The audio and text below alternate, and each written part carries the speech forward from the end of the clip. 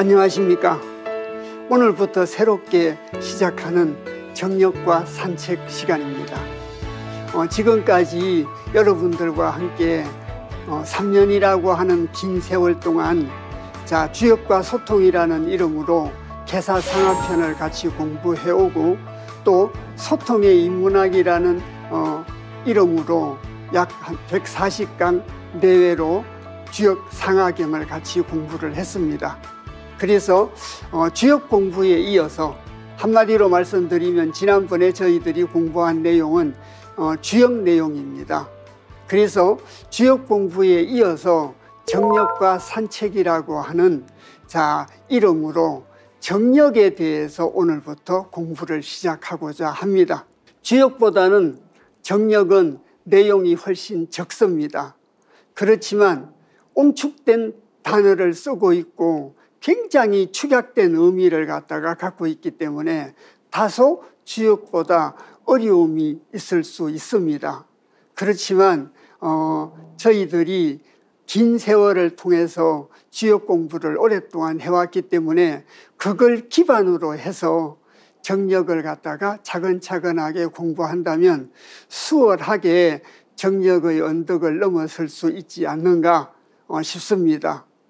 제가 제 소견으로 이 이름을 정력과 산책이라고 이름을 지어서 산책이라는 이름으로 가지고 공부를 시작하게 된 동기가, 너무 무겁게 받아들이지 마시고 산책을 하듯이 가벼운 마음으로 산을 오르고 내리게 된다면 들꽃의 향기도 맡으실 수 있고 또 주변의 향기도 맡을 수 있지 않나, 그런 뜻에서 성급하게 생각하지 마시고 천천히 산책하듯이 반복하고 또 반복을 해서 정력의 한 구절구절을 같이 공부하도록 하겠습니다. 그러면 본격적으로 정력 공부를 들어가기 전에 먼저 정력이 갖고 있는 어떤 학문적 현실에 대해서 조금 말씀을 드리고, 두 번째, 저희들이 공부를 해 나가면서 어떤 과제 이런 게 있다면 조금 말씀을 드리고, 그 다음 정력을 쓴 일부 김항 선생의 저자에 대한 소개로부터 공부를 시작하도록 하겠습니다. 먼저 정력이 직면하고 있는 그 학문적 현실이라고 하는 것이 굉장히 열악합니다. 이번 저희들이 전국 매체인 방송을 통해서 노력하고 또 열심히 같이 공부함으로써 첫 번째, 왜곡된 정력에 대한 어떤 왜곡된 인식을 바로잡는 데 기여를 할 수 있다라고 생각을 합니다. 그 왜곡된 인식을 바로잡고, 두 번째는 일반인들에게 정력을 올바르게 소개를 하고, 또 정력에 대해서 내용이 무엇인가를 정력 한 구절 한 구절을 소개해 드리고자 합니다.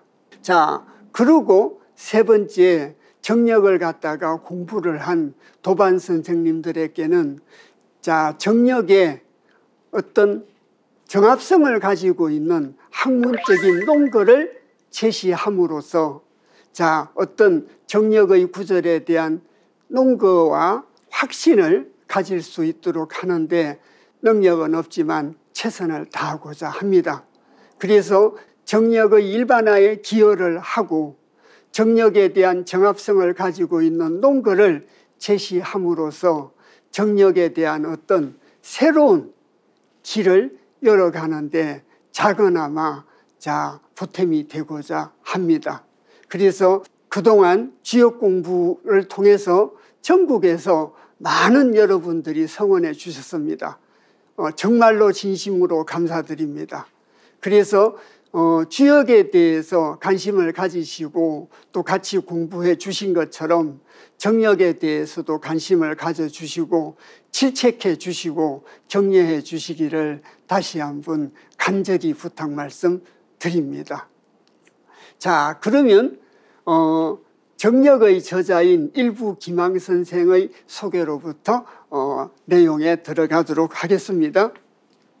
그래서 정력을 쓴 일부 기망 선생은 19세기 말 조선 말엽이죠. 조선 말엽에 태어난 사람이고 선생의 본가는 광산 김문입니다. 논산을 거점으로 하고 있는 광산 김씨의 일족이라는 거죠.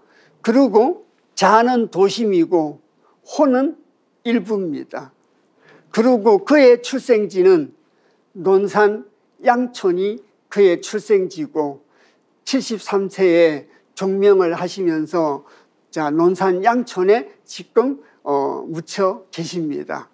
그래서 조선 말엽의 철학자요, 한국역학의 어떤 이정표를 세운 분이다. 이렇게 간단하게 소개 말씀드릴 수가 있습니다. 그래서 일부 기망 선생이 정력을 공부하게 된 학문적인 어떤 연원입니다.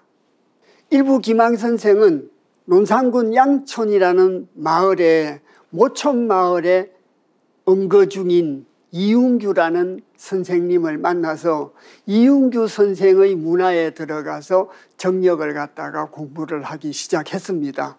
그때가 36세입니다. 그러면 36세 이전에는 일부 기망 선생이라는 사람이 아무것도 공부를 하지 않고 이랬느냐? 그것이 아니고 소시적부터 사서상경을 갖다가 공부를 하고 특히 사서를 집중적으로 공부를 하고 인근에까지 그 소문이 날 정도로 어느 정도 학문적 경지에 올라 있었다고 합니다. 올라 있었는데 조선 말엽의 이웅규라는 사람은 자세히 나타나 있지를 않아서 그렇지 대단한 사람입니다. 다른 어떤 계제가 있다면 이웅규 선생에 대한 어떤 연구도 논문으로 하나 써볼 필요가 있다는 생각이 듭니다. 그래서 기록이 단지 어느 때 출생을 하고 어느 때 운명을 했는지 그런 기록이 출생연도 이런 것이 명확하지를 않습니다. 그리고 벼슬을 갖다가 참판직 벼슬을 지냈다는 말이 있는데 제가 살펴본 바로는 과거에 급제한 급제자 기록에서 이웅규라는 이름 석자가 없었습니다. 그래서 이제 명확하지는 않습니다. 벼슬을 지냈다고 하는 기록도 있고 벼슬을 지나지 않았다는 기록도 있고 이렇습니다. 그렇지만 이웅규 선생의 학문은 대단한 학문입니다. 그래서 불교와 관계 있는 김광화 선생 이런 사람들도 일부 기망 선생님과 함께 이웅규 선생 밑에서 사사를 받았다 그런 말들도 있습니다. 그래서 확실한 것은 이웅규라는 사람은 19세기 말의 사람이고 그래서 19세기 말의 사람이라 철종 때쯤 태어나지 않았던가. 그리고 고종 때 대왕대비 조씨 집안과 교류도 있고 또 대원군과도 교류가 있었다는 떠도는 얘기들이 있습니다. 저희들이 정력을 공부해 가면서 정력 내용에 들어갔을 때는 정력의 내용으로만 가지고 논거를 삼아서 논지를 전개해 가려고 합니다. 그런데 연원을 따지다 보니까 명확하지 않는 말씀을 드리게 됐습니다. 그래서 그런 명확하지 않는 부분은 있지만 이웅규라는 사람은 주역이라든지 종교 철학이라든지 이런 사서상경 이런 학문에 특히 종교 관련 분야의 학문에 엄청난 내공이 있었던 사람이다. 그건 분명한 것 같습니다. 그리고 또 일설에서는 이석유라는 분이 계십니다. 그 이석유라는 분은 학문적으로는 실학 쪽의 사람입니다. 실학 쪽 중에서도 중농학파나 중상학파 중에 또 북학파가 있지 않습니까? 그래서 청나라의 학문, 청나라의 실사구시 이런 걸 중시했던 북학파의 중심인물은 아닌데 그 북학파에 같이 소속되어 가지고 공부를 했던 사람입니다. 그리고 이석유라는 사람은 과거에 급제를 했던 사람입니다. 높은 고위 간직까지 지냈습니다. 감사의 벼슬까지 지냈다고 합니다. 그런데 이석유라는 사람은 영조 때 사람입니다. 이석유 선생은 영조 때 사람이고 이웅주 선생은 순종과 고종을 걸쳤을 사람이라 시간적 간격이 굉장히 큽니다. 그런데 이웅주 선생은 이석유 선생한테 직접 사사를 받았다기보다는 이석유 선생의 학문을 숭상했다고 봐야 되지 않나 싶습니다. 그만큼 학문이 대단하신 분이고 또 내공도 대단하신 분입니다.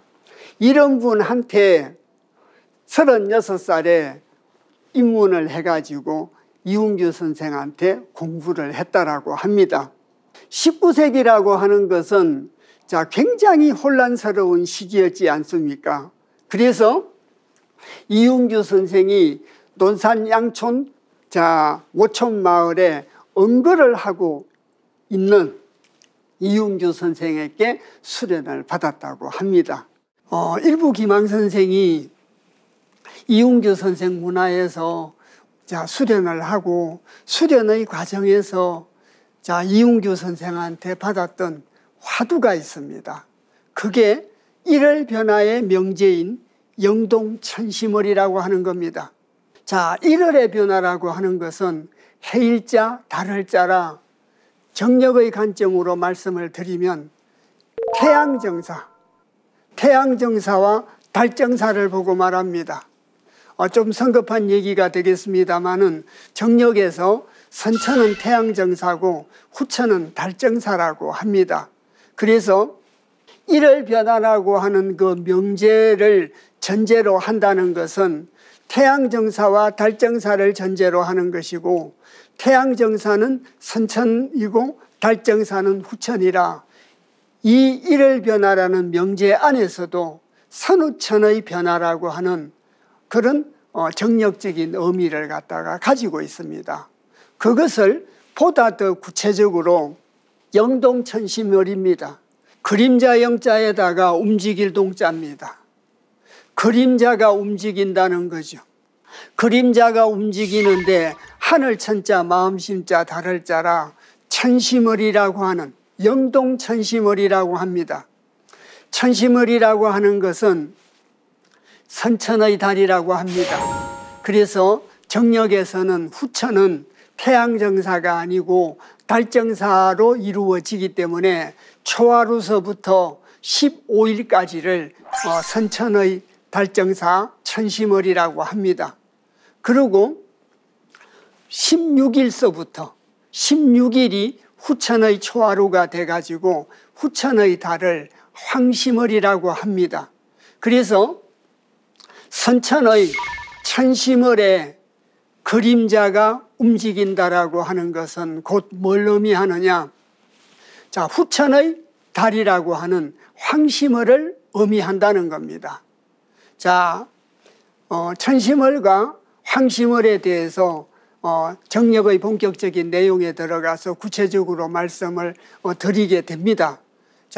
오늘은 전체적인 서론에 관한 얘기고 또 정력의 학문적 연원에 관한 얘기이기 때문에 1차적으로 천심월이라고 하는 것은 선천의 달이고 황심월이라고 하는 것은 후천의 달이다. 그래서 천심월의 그림자가 움직이는 것이 황심월이다. 이렇게 1차적으로 이해를 해 주시면 되겠습니다. 그러면 일월변화라고 하는 이 명제인 영동천심월 안에는 굉장히 많은 의미가 들어 있습니다. 칠판을 잠시 보시겠습니다.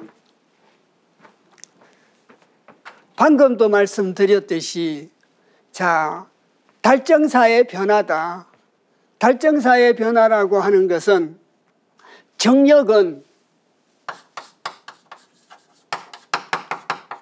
금화교역입니다. 이 금화교역을 통해 가지고 선후천 변화가 이루어지는 겁니다. 자, 금과 하의 자리가 바뀌어가지고 선우천 변화가 이루어지는데 그 선우천 변화가 첫 번째는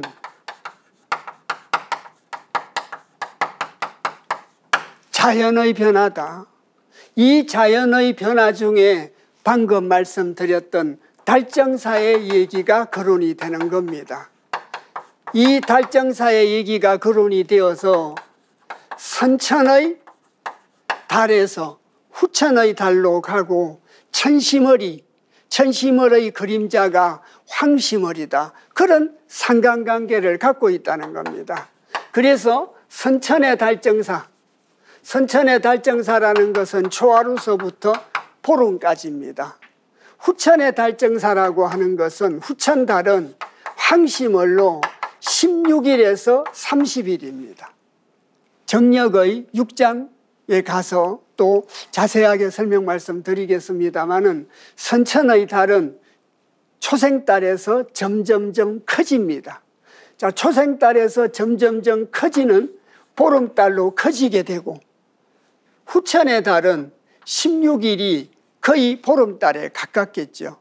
그래서 거문무로 보이지 않는 거문달로 이렇게 변화되는 것이 달정사입니다.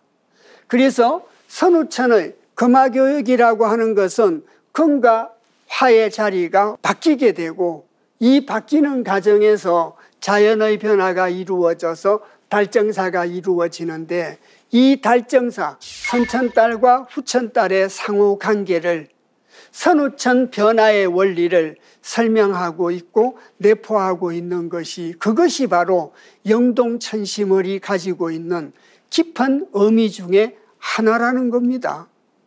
자, 그리고 영동천심월이라는 건 방금 말씀드렸듯이 달정사의 변화를 얘기하고 또 저희들이 주역에서 또 정역에서 육식갑자 얘기가 자주 거론이 됩니다. 정역에서는 육식갑자를 천간지지를 합쳐서 간지도수라고 합니다. 그래서 선천의 간지도수는 갑부터 시작을 하고 후천의 간지도수는 기부터 시작을 합니다. 초하루에서 보름까지고 16일에서 30일까지 변화하듯이 어떤 일반적인 법칙을 갖고 있습니다. 자, 그런데 여기 책력의 변화까지 가지고 온다는 겁니다. 자, 책력의 변화는 이걸 다른 말로 사력 변화의 원리라고 합니다. 네 가지 역이 있다는 거죠. 이 사력 변화의 원리인데 이 사력 변화의 원리에 저희들이 정력 공부를 하면 6장 후편에 가서 서경에 언급되어 있는 내용을 직접적으로 거론을 해서 공부를 하게 됩니다. 그래서 서경에서 순지기가 있습니다. 순임금이 만든 책력입니다. 그래서 그 순지기, 요지기. 이 요지기는 366일입니다. 1년 책력 기수가 366일이라는 겁니다. 이것이 순지기로 오면서 순임금 시대로 오면서 365일 4분의 1로 변화됐습니다. 현재 저희들이 쓰고 있는 태음력의 기수가 365일 4분의 1이죠. 그래서 이 4분의 1의 오차를 갖다가 줄이기 위해서 태음력에서는 주역 계사상편 9장의 대연지수절에서 5세 재륜이라는 말이 나옵니다.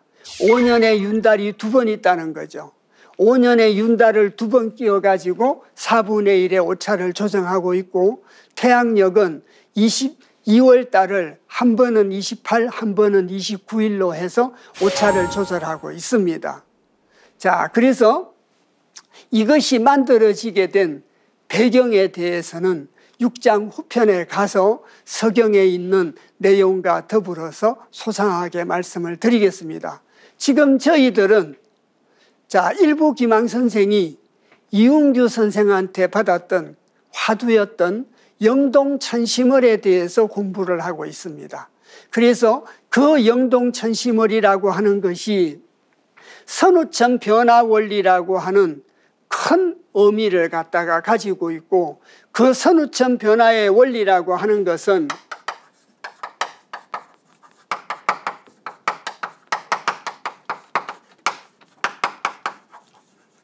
이 선우천 변화의 원리라는 것은 자연의 변화와 인간의 변화입니다. 자, 자연의 변화와 인간의 변화라 365일 4분의 1이 주역회사 상편 9장에 공자지기가 나옵니다. 그 공자는 360일을 1년 기수로 정한 거죠. 그래서 청동기 시절에 요임금은 366일을 1년 기수로 하고 순임금은 365일 4분의 1을 1년 기수로 하는데 360일 공자지기로 변화하게 된다는 겁니다. 그것이 정력의 관점에서 봤을 때 사력 변화다. 그러면 세 가지 역인데 왜 사력이라고 이렇게 붙였느냐. 이 사력이라고 붙였는데 여기 원역이라는 게 있습니다. 이 원역은 자 마찬가지 해당 사항에 가서 소상하게 말씀드리겠습니다만은 일부 기망 선생이 말한 자 375일입니다. 1년 기수가. 이 375일의 1년 기수를 하도의 중심수 시가 5, 시가 5를 갖다가 높이 모신다는 뜻에서 종공이라는 말이 있습니다. 15종공 원리에 의해서 15를 종공하면 남는 것이 360일이라 이 얘기는 공자가 말씀하신 360일과 원역에서 일부 기망이 말한 원역에서 15를 종공시키면 360일이 되는 것과 같다는 것은 여러 가지 의미를 갖고 있습니다. 일부 기망 선생이 공자의 학문을 개성했다는 1차적 의미를 갖고 있습니다. 그래서 공자도 1년 기수가 360일이요.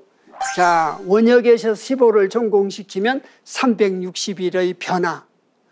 이것도 선우천 변화에 따른 달정사의 변화, 두 번째 사력 변화의 원리라고 하는 겁니다. 그래서 영동천심월이라고 하는 그 의미 안에는, 그 명제 안에는 바로 선우천 변화의 원리라는 것이 내포되어 있고, 일부 기망 선생한테 선우천 변화 원리에 대한 진리를 깨달으라고 화두를 던졌다는 겁니다.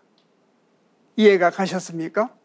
그래서 자, 거듭거듭 말씀드리지만 영동천심월 안에는 선우천 변화의 원리가 들어있고, 선우천 변화 원리에는 자연의 변화로서 자 여기는 그냥 우주 만물의 원리, 그까지 크게 확대 해석할 수 있습니다. 그래서 달정사의 변화, 천심월과 항심월의 어떤 변화, 사력 변화, 또 간지도수의 변화, 이런 것들의 변화를 갖다가 가져올 수 있습니다. 그리고 지금 현재 거론할 바는 아닙니다만 인간의 변화다. 자, 왜 인간의 변화냐? 이 360일이 되면 1년 기수가 360일이 된다라고 하는 것은 하도 낙서로 따지면 낙서의 세계에서 하도의 세계로 온다는 얘기입니다. 금화교역이라는 것이 낙서와 하도의 변화를 보고 말하지 않습니까? 그래서 낙서의 자 하와 하도의 금자리가 바뀌어가지고 그걸 금화교역이라고 합니다. 그 금화교역이 이루어져 가지고 낙서라고 하는 것은 1에서 9까지밖에 없는데 하도는 1에서 10까지 있습니다. 1에서 낙서라고 하는 것은 양이 5개고 음이 4개다. 불균형의 세계다. 정력에서는 그렇게 얘기를 합니다. 그래서 대립과 갈등이 있을 수밖에 없고 불평등의 세계인데, 정력은 양수가 5이요 음수가 5이라 음양이 서로 균형을 이루는 평등한 세계다. 그 평등한 세계로 가게 됨으로써 종기 기천의 변화도 가지고 오고 가치관의 변화도 가지고 오는 것이 인간의 측면에서 본 변화라고 할 수가 있다. 그래서 영동천심을 안에 들어있는 선우천 변화의 원리라고 하는 것은 자연의 변화의 얘기만 들어있는 것이 아닙니다. 인간의 변화 내용까지 들어있어서 종기 귀천에 대한 가치관의 변화까지 이루어진다라고 보는 것이 정력의 관점이라는 겁니다. 자, 곧 이어서 정력의 구성에 대해서 말씀을 드리겠습니다마는, 자, 정력을 한마디로 말하면 금화교역의 얘기입니다. 금화가 교역이 돼가지고 선우천 변화가 이루어져서 구체적으로는 이런 여러 가지를 설명을 하는 거죠. 여러 가지를 설명해서 세 번째, 금화 정력의 세계로 간다. 이걸 얘기하고 있는 것이 바로 정력입니다. 정력의 내용을 간단하게 말씀드리면 저런 3가지로 구성이 되어 있다. 그래서 금화교역에 대해서 금화 1송에서 5송까지 금화교역에 대한 그런 내용이 언급되어 있고, 그 금화교역 안에는 영동천심을이라는 하두에서 내포하고 있는 선우천 변화 원리라는 것이 내포되어 있다. 이것을 함의로 담고 있다. 선우천 변화 원리의 함의가 이런 내용들이고, 이런 내용들을 거쳐서 이 자연의 변화 안에는 지축의 변화까지 정력에서는 얘기를 하고 있습니다. 그래서 지축의 변화까지 해서 이런 변화를 가져오고 인간의 변화를 갖고 와서 금화정력의 세상이 만들어지게 됨을 얘기하고 있는 것이 정력의 내용이고, 구체적으로 밝혀놓지는 않았습니다마는 이웅규 선생이 일부 기망 선생한테 영동천심을이라는 화두를 던지면서 이 진리를 찾아보라고 권고를 한 것은 바로 이런 내용을 찾아보라는 뜻이 아니었는가. 그렇기 때문에 정력이라는 책이 금화교역과 선우천 변화 원리와 금화 정력에 대해서 구체적으로 언급되고 있다라고 말씀드릴 수가 있습니다. 그러면 다시 보시겠습니다. 그래서 일월 변화의 명제인 영동천심을을 갖다가 하두로 받아가지고 평생 공부를 하셔가지고 완성은 일반적인 나이로 일부 선생 60이 되던 해 약 30년에 걸쳐서 공부를 해가지고 선우천 변화 원리에 대해서 소상하게 밝히고, 금화교역에 대해서 소상하게 밝히고, 금화교역을 통해 가지고 금과 하가 자리를 바꾸어서 선우천이 변화되는 이치를 설명하고 있다는 겁니다. 그걸 설명하고 책으로 쓴 것이 바로 정력이라는 책입니다. 그래서 일부 선생께서는 56세 되던 해에 정력 8캐도를 갖다가 완성을 했습니다. 그러고 저희들이 세 번째 시간에서부터 공부를 시작하게 될 대역설을 크게 열어 펼친다는 대역설을 완성한 것이, 정력 8캐도와 대역설을 완성을 했던 때가 바로 56세입니다. 그래서 56세 때 완성을 하고, 그 다음 15일은에서 무의식까지 정력의 구성에 다 들어있는 내용입니다. 그래서 15일언에서 시가 5의 한 말씀이라는 얘기도 됩니다. 또 지금 소상하게 말씀드리기는 어렵지만 삼극지도로 따지면 10은 하늘이요 무극이며, 자 5는 사람이고 한극이고 1은 땅이며 태극입니다. 그래서 자 주역개사 상편에서 육효지동은 삼극지도야라, 육효지동은 삼극지도야라고만 공자께서 언급을 하시고 삼극이 무엇인가에 대해서는 설명하지를 않으셨습니다. 태극만 얘기를 하셨습니다. 그래서 나머지 한극과 무극과 태극을 결부시켜서 설명을 한 건 정력입니다. 그래서 15일언이라고 하는 것은 자, 두 가지의 의미를 크게 가질 수 있습니다. 하늘과 시가 5의 한 말씀, 하늘과 사람의 한 말씀, 또 무극과 태극과 한극이 하나 되는 말씀, 그런 뜻을 갖고 있습니다.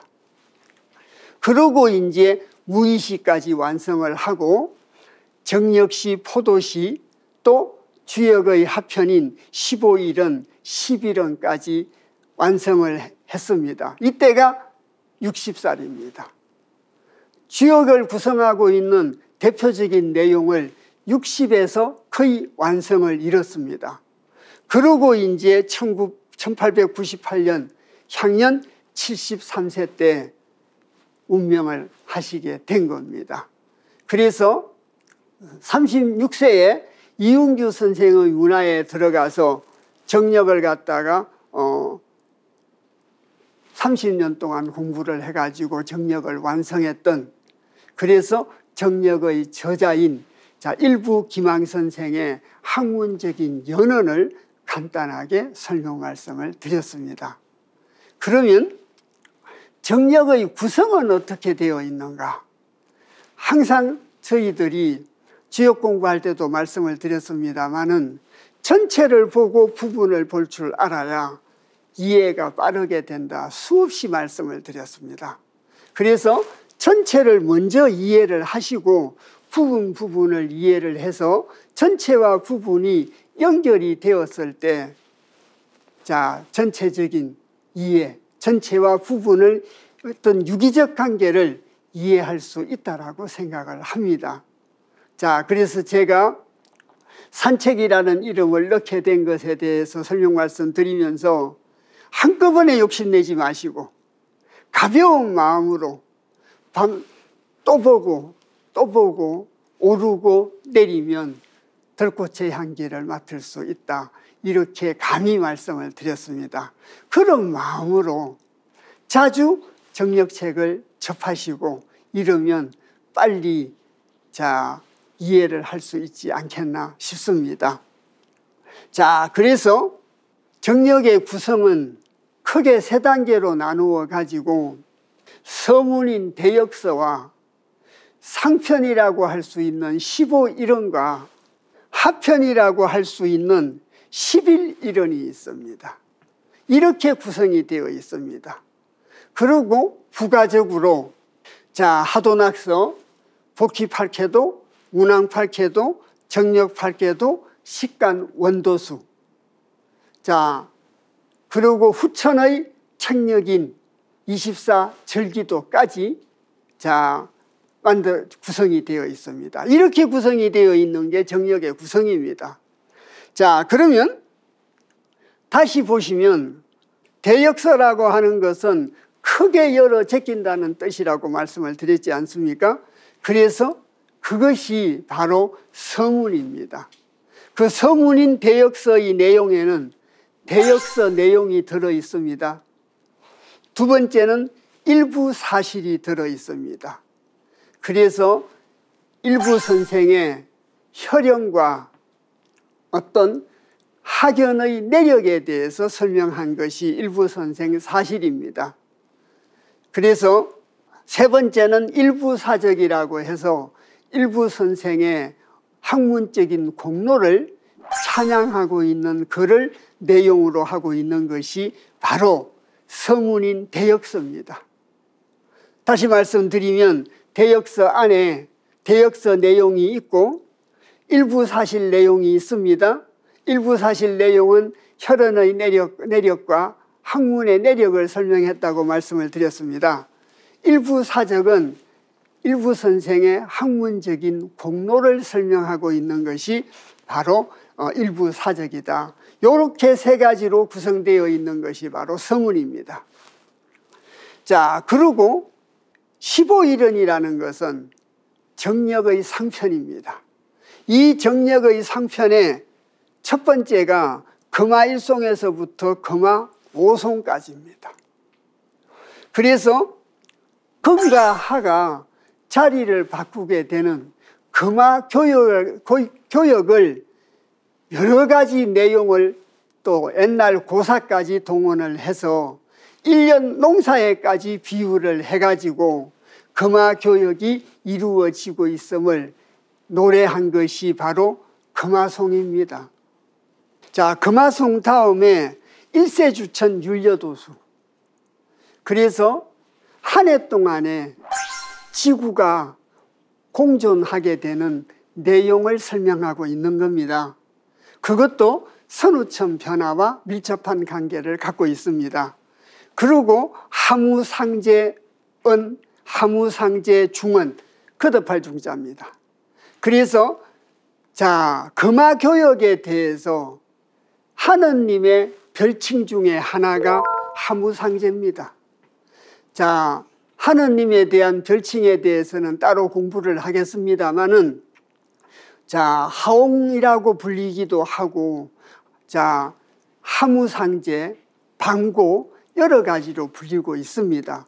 그리고 또 하옹 안에는 하하홍이라는 말도 들어 있습니다. 그래서 하무상제는 하느님의 별칭 중에 하나다. 하늘을 섭리하시는 분이 하무상제다. 이렇게 이해를 하시면 되겠습니다. 그래서 하무상제께서 금화송에 대해서 말씀을 갖다가 이제 하신 겁니다. 그리고 이제 하옹친시 가마사, 무극체이도수, 한극체이도수, 일극체이도수, 또 월극체이도수 전부 다 선우천 변화에 대한 겁니다. 하루는 어떻게 변하고, 한 달은 어떻게 변하고, 1년은 어떻게 변하고, 전부 다 자, 선우천 변화에 대한 얘기라는 겁니다. 더 간단하게 말씀드리면 금화교역을 통해서 선우천 변화가 이루어지게 됩니다. 선우천 변화가 이루어지게 되고, 자, 상원축해 간지도라고 선천의 책력은 상원자해로 시작합니다. 간지도수가 갑자로부터 시작한다는 얘기입니다. 그런데 후천은 축으로부터 시작하기 때문에 자, 상원축해라고 하는 겁니다. 그래서 상원자해는 선천이요, 상원축해는 후천이라 이 내용들도 전부 선우천 변화에 대한 얘기라는 겁니다. 자, 그리고 15일언 중에 한꺼번에 다 들어가지를 못해서 자, 28수 운기도 후천이 되면 자, 한각 이수가 종공이 되어서 책력이 다시 만들어진다고 합니다. 그리고 이제 선우천 정륜도수, 선우천 주해도수. 이래서 전부 다 선우천 변화에 대한 얘기를 중심으로 논지를 전개해 가고 있다는 겁니다. 자, 그러고 이제 입도시, 무의시, 정력시, 포도시, 금화, 정력도. 그래서 이렇게 선우천 변화가 이루어져 가지고 금화 정력의 세상이 이루어져 그런 식으로 구성이 되어 있다는 겁니다. 자, 그리고 세 번째가 15일언입니다. 지금까지는 15일언에 대해서 했는데 여기는 11일언입니다. 자, 하늘과 땅의 한 말씀이라고 해석하셔도 됩니다. 자, 그래서 자, 낙서 구궁 생성수, 자, 3호 착종 3원수, 낙서가 하도로 이제 변화하게 됩니다. 선우천 변화에 따라서 하도 8개 생성수, 구이착종 5원수, 그러고 10일 귀체시, 나중에 가서 수상하게 하겠습니다마는, 자, 10에서 9876으로 생성이 이루어져 가지고 1로 갔다가 1은 다시 10으로 돌아오니까 10과 1이 하나가 된다는 뜻입니다. 1이 다시 10으로 돌아온다는 얘기입니다. 그것이 간단하게 말씀드리면 그것이 11 귀체입니다. 자, 그리고 내풍정이 용정수, 자, 사정칠수 용정수 11음, 이러한 선우천 변화가 이루어지게 되면, 자, 하무상제께서 또 상제께서 하옹께서 후천책력을 갖다가 만든다는 겁니다. 후천책력을 만들어서 선천은 대립과 갈등의 세상이었는데 후천은 자, 조화와 자, 화합의 세상입니다. 상생과 소통의 세상입니다. 그 상생과 소통의 세상에서는 조화를 우선으로 하기 때문에 그 조화를 갖다가 바탕으로 한 후천책력입니다. 그 후천책력의 이름이 정력에서는 12월 24절 기우도서라고 합니다. 그래서 선천의 책력과 후천의 책력이 어떻게 달라지는가, 자, 달라진 내용은 어떤 것인 건가를 15일원에서 잘 설명하고 있습니다. 그리고 제일 마지막에 자, 후천 책력을 갖다가 제시를 하고 있습니다. 후천의 세상이 되면 이러이러한 책력에 의해서 상생과 소통, 화학과 조화의 세상을 이루게 된다. 자, 정력 하편인 11음에서 또 15가에서 마지막으로 얘기를 합니다. 상제님께서 임해가지고 사람들이 즐겁고 즐거워하는 세상을 갖다가 이루게 된다라고. 그래서 그 이루게 된 세상의 책력이 24절기 기우도서라는 겁니다. 자, 그리고 마지막으로 어떤 참고 용도로 하도낙서와 복희문왕 정력 8쾌도를 삼역 8쾌도라고 합니다. 그 세 가지를 놓고 구체적으로 저희들이 또 공부를 하게 됩니다. 그러고 이제 식간 원도수입니다. 이렇게 구성되어 있는 것이 바로 정력이라는 겁니다. 이렇게 구성되어 있는 것이 정력인데 이 구성의 내용을 세 마디로 줄인다면은 금화교역과 선우천의 원리로 이루어지게 된다라고 얘기할 수 있습니다. 그리고 대력서에서 자, 하늘의 뜻을 드러내는데 수로 가지고 드러냈다.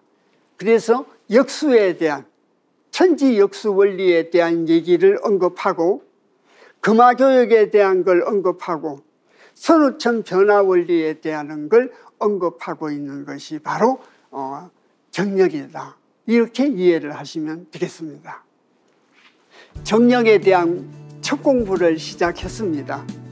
그래서 정력에 대한 내용으로 본격적으로 들어가지를 못했습니다. 그래서 첫 번째는 오늘 정력에 대한, 정력이라고 하는 것이 자, 당면하고 있는 학문적 현실에 대해서 말씀을 드렸습니다. 그래서 그러한 학문적인 현실을 딛고 넘어서야 될 어떤 개인이 가지고 있는 각오에 대해서도 말씀을 드렸습니다. 그리고 정력의 저자인 일부 기망 선생의 자, 출생과 학문적 연원에 대해서 말씀을 드리고, 자, 세 번째는 정력의 구성에 대해서 말씀을 드렸는데, 특히 정력의 내용이라고 하는 것이 딱 두 가지로 말한다면 금화교역과 선우천의 원리로 구성이 되어 있다. 이렇게 말씀드릴 수가 있습니다.